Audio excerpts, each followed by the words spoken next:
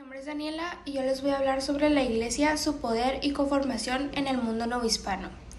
El poder de la Iglesia. Bien, desde los primeros años de la colonia, la Iglesia desempeñó un papel de gran importancia en la Nueva España. Muy pronto se convirtió en la institución más poderosa, incluso por encima de las autoridades civiles. Esa gran influencia comenzó después de que se estableciera el dominio español en el territorio. La principal organización que fortaleció este poder fue el Regio Patronato, un acuerdo que permitió al rey tener control sobre los asuntos de la Iglesia. Gracias a este sistema, la Iglesia se integró al apartado del Estado, convirtiéndose en parte esencial de la vida política y social de la Nueva España. Esto generó una sociedad profundamente religiosa en la que todas las actividades se regían o se relacionaban con lo espiritual. Durante los más de 300 años que duró el periodo colonial, la Iglesia no solo guió la vida espiritual de la población, sino que también acumuló grandes riquezas y vastos territorios. Intervino directamente en la economía, controlando la distribución de tierras y la producción. También dominó la conciencia y las costumbres de los habitantes, influyendo en áreas como la educación, las artes y las ciencias. Se convirtió, en resumen, en el eje central de la vida novohispana. Hacia el final de la época colonial, el poder económico de la Iglesia era tan grande que se decía que su riqueza era de manos muertas, ya que no producían nuevas riquezas ni se convertían en actividades productivas, sino que quedaban inmovilizadas en su poder. En el contexto del reinado de Carlos III, en el año de 1767, la Iglesia recibió un duro golpe con la expulsión de los jesuitas de todos los territorios de la corona española. Esto sucedió porque la Iglesia fue considerada un peligro para la autoridad real al acumular tanto poder e influencia. Durante ese proceso también se clausuraron 25 colegios de alto nivel y se abandonaron muchas misiones religiosas.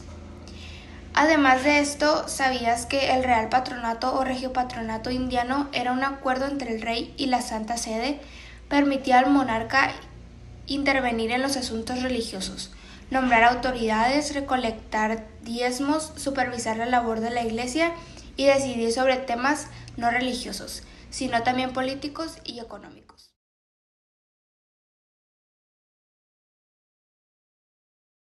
Conformación de la Iglesia Católica. La Iglesia estuvo organizada por el Regio Patronato del Tribunal de San Oficio, el clero regular y el clero secular. Los sectores fundamentales que integraron la Iglesia en Nueva España fueron el clero regular y el clero irregular. El clero regular se distribuyó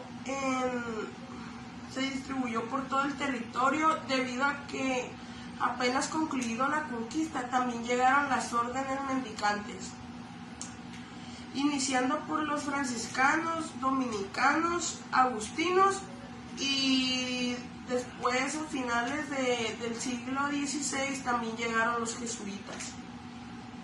Por su parte, el clero secular estuvo más ligado a los grupos más ricos, más altos y poderosos de la colonia.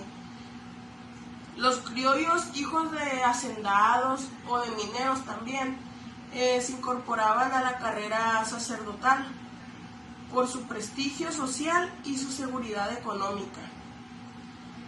El diezmo, las limosnas y también los primeros frutos o el ganado se entregaban a la Iglesia por pago o por el pago de la administración de sacramentos.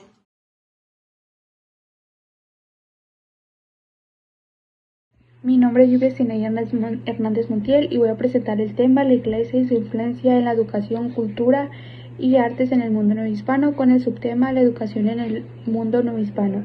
La educación novohispana fue un carácter esencialmente religioso, controlado por el clero y el servicio de la Iglesia Católica. La educación se fundó sobre el dogma religioso, enigma de la libertad de pensamiento y patrimonio exclusivo de las clases superiores, mientras que para los sectores populares fue escasa y limitada.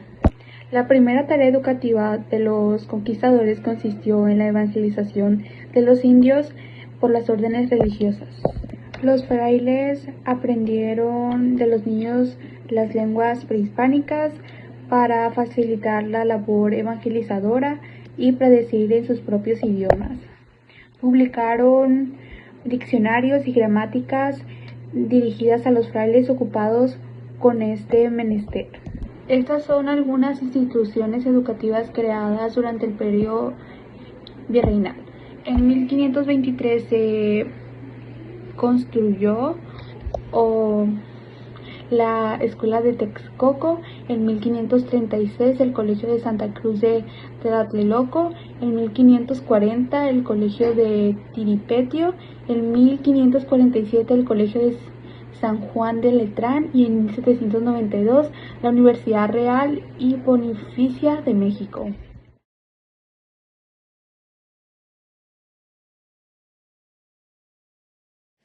La cultura y las artes en el mundo novohispano.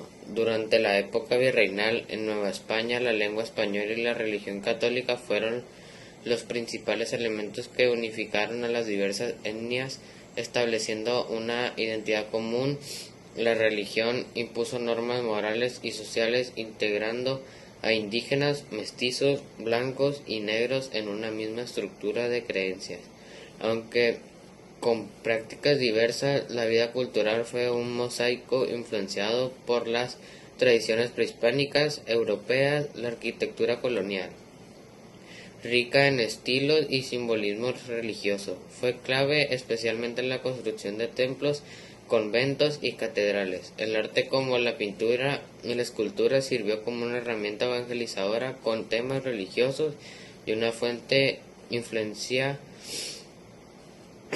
europea, aunque muchas obras fueron realizadas por indígenas.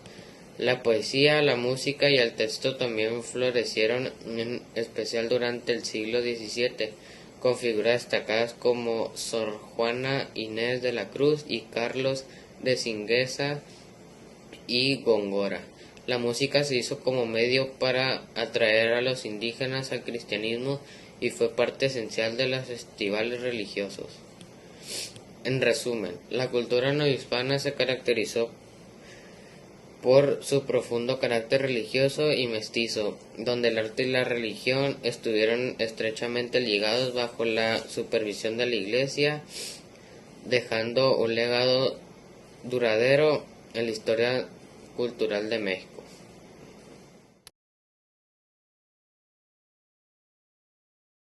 Buenos días, mi nombre es César David Solís Ruiz. La importancia de las festividades religiosas en la Nueva España.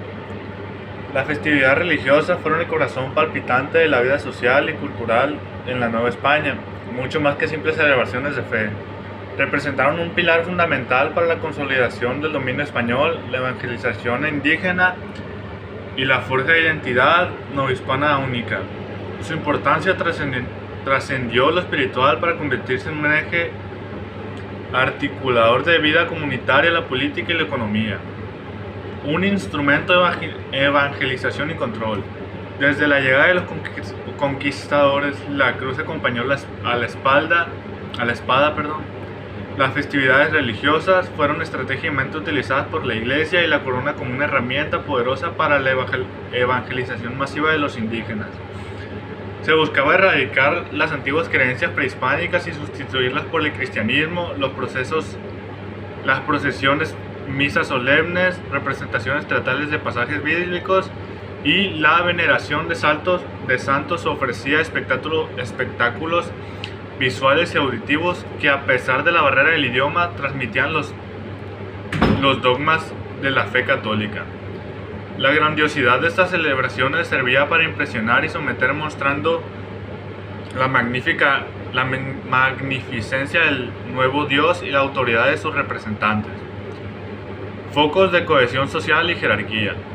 Más allá de lo religioso, las festividades eran los principales eventos de cohesión social, ya que reunían a toda la población, desde las élites españolas hasta los indígenas y las castas, aunque cada grupo ocupaba su lugar preestablecido dentro de la jerarquía social. Los procesos eran el escenario perfecto para exhibir el poder de las cofradías, gremios y órdenes religiosas. Cada grupo tenía su propio estandarte, vestimenta y lugar en el cortejo, lo que reforzaba el orden social y las interconexiones entre los diferentes estamentos de la sociedad novohispana. Estas celebraciones también servían como válvula de escape para las tensiones sociales, ofreciendo momentos de esparcimiento y convivencias reguladas. En resumen, las festividades religiosas en la Nueva España fueron cruciales, sirviendo como herramienta principal para la evangelización y la consolidación del dominio español sobre las poblaciones indígenas. Estas celebraciones masivas no solo inculcaron la fe católica, sino que también reforzaron la cohesión social y la jerarquía, organizando a la sociedad novohispana en torno a eventos comunitarios. Además, fueron un caldo de cultivo para el sincretismo cultural, permitiendo a los indígenas integrar sutilmente sus propias tradiciones en las prácticas cristianas.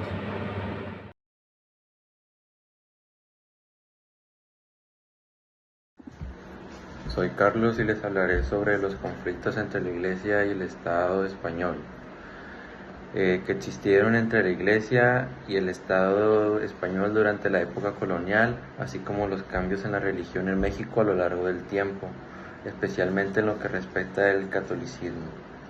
Durante el siglo XVII, el clero secular apoyó a la corona española con el objetivo de mantener la paz y el control en el virreinato.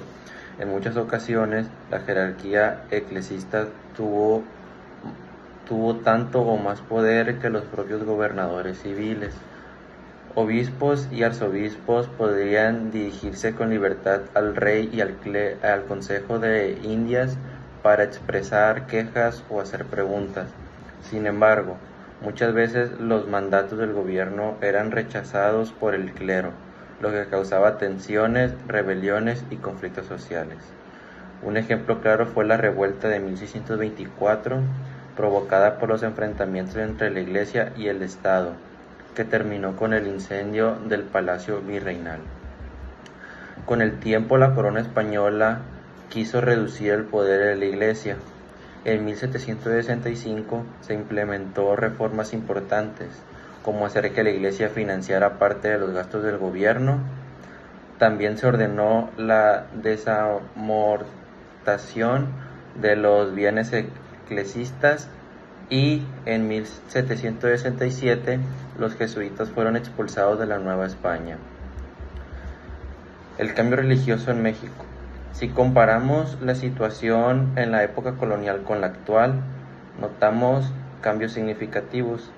Aunque el catolicismo marcó profundamente la sociedad mexicana entre 1910 y 2010, se redujo en 17% la población que se identifica como la católica. En resumen, la relación entre la Iglesia y el Estado durante la época colonial fue compleja y conflictiva. Con el paso del tiempo, la influencia de la Iglesia en la vida pública ha disminuido y también ha cambiado en forma que las personas viven su fe en México. Estos cambios reflejan la evolución cultural, social y política del país a lo largo de los siglos.